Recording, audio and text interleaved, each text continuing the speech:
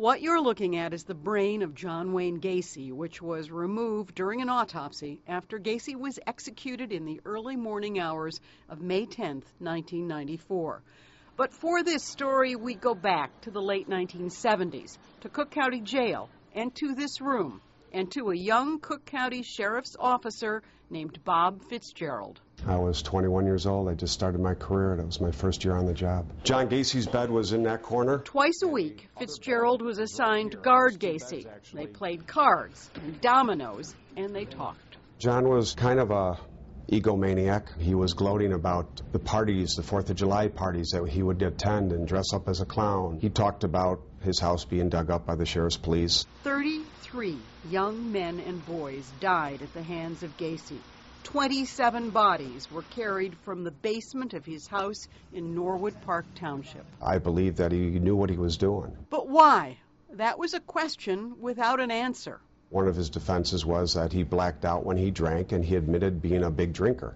In November 1979, Gacy's defense team set out to try to determine if alcohol caused him to kill. And he put his arm around me and says, "Come on, Fitz, we're going to go drinking." John Wayne Gacy was taken to an empty courtroom to get drunk.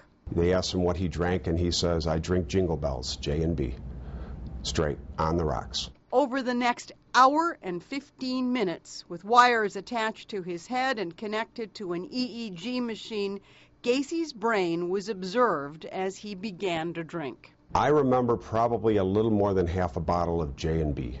He was definitely drunk? Yes, he was. Afterwards, Fitzgerald said Gacy, with a cigar in his mouth, walked back to his cell. He was handcuffed in the front, and he just collapsed on the floor, and he was laying on the floor with the cigar smashed in his face. Back in his cell at the county medical unit, Fitzgerald said Gacy became violent. He became very angry. He took a swing at a correctional officer, and we had to put him in full restraints. There was no clinical change in the function of his brain. Bill Kunkel prosecuted Gacy.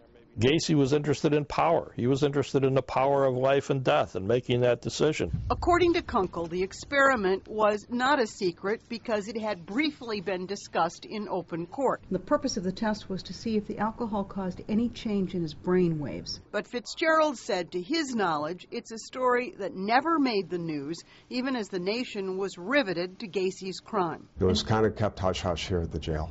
15 years since the execution of John Wayne Gacy, and comes the question, do we understand the mind of a serial killer any better now than we did then?